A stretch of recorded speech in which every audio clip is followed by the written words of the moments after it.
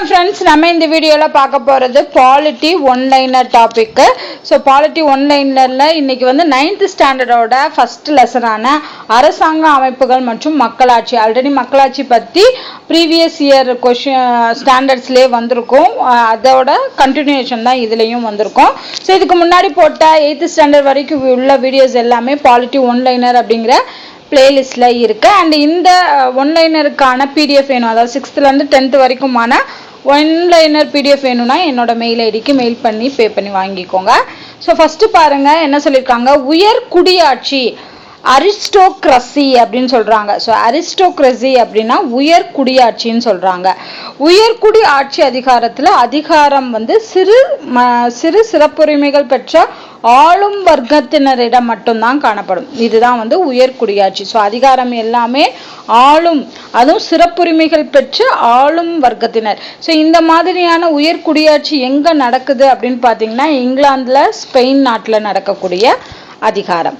அடுத்து முடியாட்சி மோனார்கி அப்படின்னு சொல்கிறாங்க. ஸோ இந்த இங்கிலீஷ் நேம்ஸ்லாம் வந்து ஞாபகம் வச்சுக்கோங்க. இதுக்கு பதிலாக இதை கூட மேட்ச் பண்ணுற மாதிரி கேட்பாங்க, ஓகேவா? ஸோ முடியாட்சி அப்படின்னா மோனார்கி அப்படின்னு சொல்கிறோம். ஒரே ஒரு நபர், அது வந்து அரசராக இருப்பார். அவர் தான் என்ன பண்ணுவார், அந்த அரசாங்கத்தை அமைச்சு ஆட்சி செய்வார். அதுதான் முடியாட்சின்னு சொல்கிறோம். ஸோ அப்போ அரசர் இருக்கக்கூடிய நாடுகள் எதுன்னு பார்த்தோம்னா பூட்டான், ஓமன், கத்தார் நாட்டிலலாம் வந்து அரசாட்சி தான் நடக்குது. அரசர் தான் வந்து ஆட்சி செய்வார். மன்னர், அரசர் அப்படின்னு சொல்லிக்கலாம். அடுத்து தனிநபர் ஆட்சி அப்படிங்கிறது ஆட்டோக்ரஸி. ஆட்டோக்ரஸி அப்படின்னா என்னன்னா எல்லா அதிகாரமே ஒரே ஒரு நபர், தனிநபரால் அமைக்கப்படக்கூடிய அரசாங்கத்திடம் மட்டும் இருக்கும். எக்ஸாம்பிள் பார்த்தீங்கன்னா வடகொரியா, நார்த் கொரியா அண்ட் சவுதி அரேபியாலாம் வந்து பார்த்தீங்கன்னா அந்த ஒரு நபர் தான் என்ன பண்ணுவார், ஃபுல் கண்ட்ரோல், அந்த கண்ட்ரியோட ஃபுல் கண்ட்ரோலும் அந்த ஒரு நபர்கிட்ட தான் இருக்கும். அதுதான் வந்து ஆட்டோக்ரஸின்னு சொல்கிறாங்க. இன்னொன்று சிறு குழு ஆட்சி அப்படின்னு சொல்கிறாங்க. குழுக்களாக சேர்ந்து ஆட்சி செய்கிறது ஓலிகார்கி அப்படின்னு சொல்கிறாங்க. அதாவது மக்களோட குழு, மக்கள் எல்லாம் வந்து சிறிய குழுவாக சேர்ந்து ஒரு நாட்டையோ இல்லை ஒரு அமைப்பையோ கட்டுப்படுத்துறதா சிறு குழு ஆட்சி. எக்ஸாம்பிள் பார்த்தீங்கன்னா முன்னாள் Soviet union, Russia and China, Venezuela, வடகொரியா, இது எல்லாமே வந்து சிறு குழு ஆட்சி மூலமாக ஆட்சி செய்யக்கூடிய நாடுகள். அடுத்து மதகுருமார்களின் ஆட்சி தியோக்ரஸி அப்படின்னு சொல்றாங்க. அதாவது மதகுருமார்கள்ட்ட தான் அந்த அதிகாரம் இருக்கும். ஸோ மதகுருமார்கள் தான் அந்த அரசாங்கத்தை அமைப்பாங்க. ஸோ எக்ஸாம்பிள் பார்த்தீங்கன்னா வாட்டிக்கன் நாட்டில் வந்து இந்த மதகுருமார்கள் ஆட்சி தான் நடக்குது. அடுத்து டெமோக்ரஸி மக்களாட்சி. மக்களால் தேர்ந்தெடுக்கப்படக்கூடிய பிரதிநிதிகள் மூலமா ஒரு அரசாங்கத்தை உருவாக்கி அதன் மூலமா ஆட்சி செய்யறது வந்து மக்களாட்சி. நம்ம நாடு இந்தியா, அமெரிக்க ஐக்கிய நாடுகள், பிரான்ஸ் நாட்டில எல்லாம் மக்களாட்சி தான்.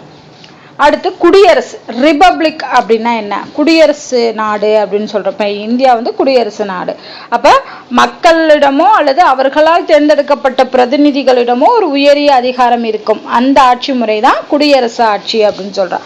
நம்ம வந்து குடியரசுத் தலைவர் அப்படின்னு சொல்லி ஒருத்தரை நியமிக்கிறோம் இல்லையா, அது மக்களால் தேர்ந்தெடுக்கப்படக்கூடிய ஒருத்தர். இல்லைன்னா அவங்களால தேர்ந்தெடுக்கப்பட்ட பிரதிநிதிகள் வந்து அதிகாரம் வச்சிருப்பாங்க. ஸோ இந்தியா அண்ட் ஆஸ்திரேலியாவில் வந்து குடியரசு நாடாக இருக்கின்றன. மக்களாட்சிக்கான மீனிங் சொல்லியிருப்பாங்க. நாட்டு மக்களின் கைகளில் ஆட்சி அதிகாரம் இருப்பதான் மக்களாட்சி.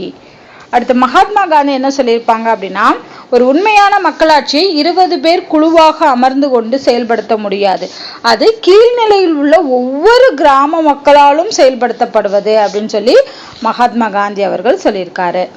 அடுத்து ஃபர்ஸ்ட் இந்த மக்களாட்சி முறை எங்க தோன்றுச்சு அப்படின்னு பார்த்தீங்கன்னா ஏதென்ஸ் உட்பட பண்டைய கிரேக்க நாட்டோட ஒரு சில நகர அரசுகள்ல தான், அதுவும் 2500 ஆண்டுகளுக்கு முன்னாடியே மக்களாட்சி முறை தோன்றியிருக்கு, ஓகேவா? அதாவது நம்ம இதுல வேத காலத்துக்கு முன்னாடியே மக்களாட்சி முறை இருந்திருக்கு அப்படிங்கிறத சொல்றாங்க. அடுத்து உள்ளாட்சி அமைப்புல அடிப்படை அழகா இருக்கக்கூடிய சுயாட்சி பெற்ற கிராம குழுக்கள் தான் அடிப்படை அலகுகள், ஓகேவா? இதை வந்து எந்த நூலில் சொல்லியிருக்காங்க அப்படின்னு பார்த்தீங்கன்னா சாணக்கியரோட அர்த்த சாஸ்திரங்கிற நூலில் சொல்லியிருக்காங்க. உள்ளாட்சி அமைப்புகளோட அடிப்படை அழகாக இருப்பது எது, கிராம குழுக்கள் தான். அது சுயாட்சி பெற்ற கிராம குழுக்கள் அப்படின்னு சொன்னது வந்து சாணக்கியரோட அர்த்த சாஸ்திரங்கிற நூலில் செய்தியாக இருந்திருக்கு.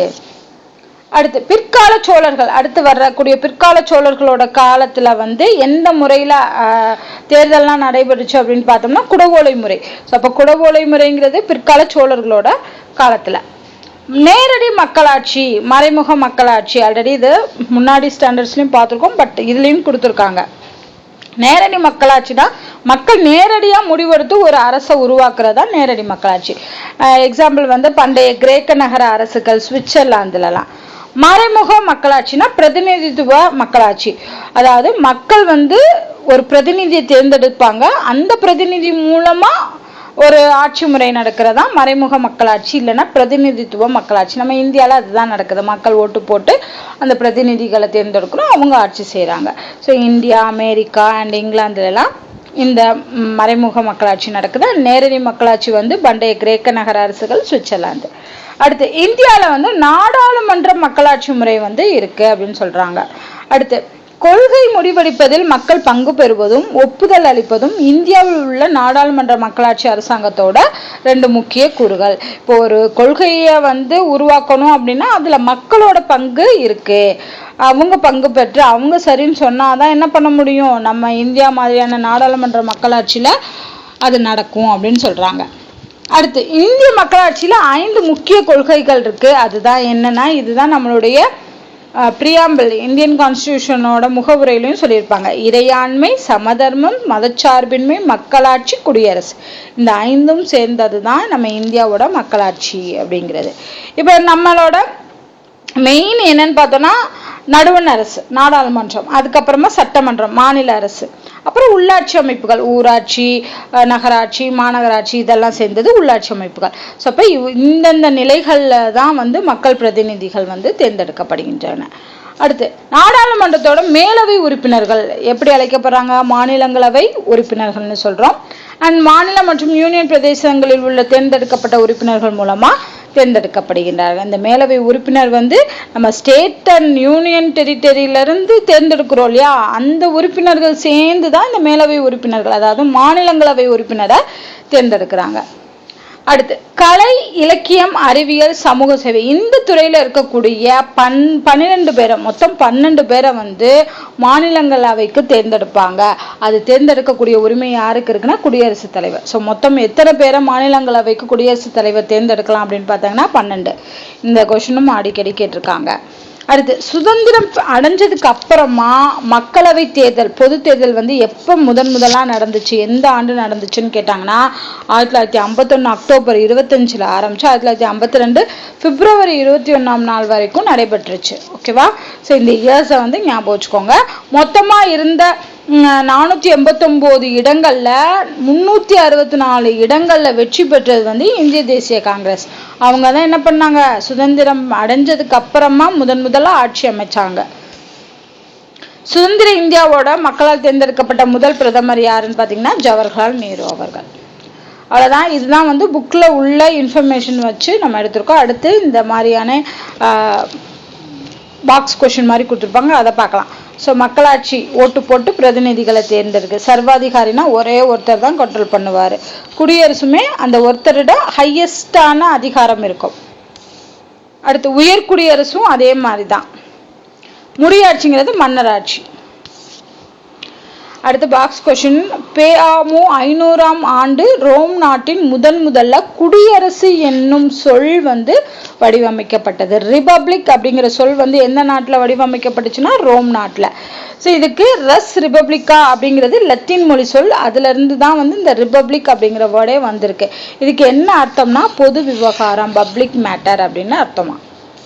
நம்ம இந்திய அரசியலமைப்பு வந்து நவம்பர் 26, 1949 ஏற்றுக்கொண்டோம். அப்புறம் ஜனவரி 26, 1950 நடைமுறைக்கு வந்துச்சு. இது ரொம்ப முக்கியமானது. 1949 நவம்பர் 26 அக்செப்ட் பண்ணாங்க, ஏற்றுக்கொண்டாங்க இந்திய அரசியலமைப்பு. ஜனவரி 26, 1950 நடைமுறைக்கு வந்துச்சு, பயன்படுத்தலாம் அப்படின்னு சொல்லி நடைமுறைக்கு வந்துச்சு. அதனாலதான் நம்ம ஜனவரி மாதம் 26ஆம் நாள் 1950 இருந்து குடியரசு நாடாக மலர்ந்தது. அடுத்து மக்களாட்சி, டெமோக்ரஸினா என்னன்னு சொல்லியிருப்பாங்க. டெமாஸ் அப்படிங்கிற சொல்லும் கிரட்டியா அப்படிங்கிற 2 கிரேக்க சொல்லும் இணைஞ்சுதான் இந்த டெமோக்ரஸி அப்படிங்கிற வேர்டு வந்து உருவாச்சு.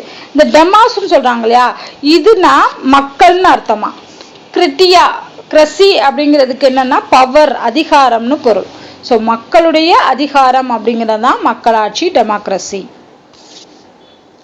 அடுத்து ஆபிரகாம் லிங்கனுடைய கூற்றுப்படி மக்களாட்சி அவர் எப்படி சொல்றாருன்னா, மக்களால் மக்களுக்காக மக்களை நடத்தும் ஆட்சி மக்களாட்சி. இதை சொன்னவர் வந்து அமெரிக்க ஐக்கிய நாடுகளோட மேனாள் குடியரசுத் தலைவரான ஆபிரகாம் லிங்கன்.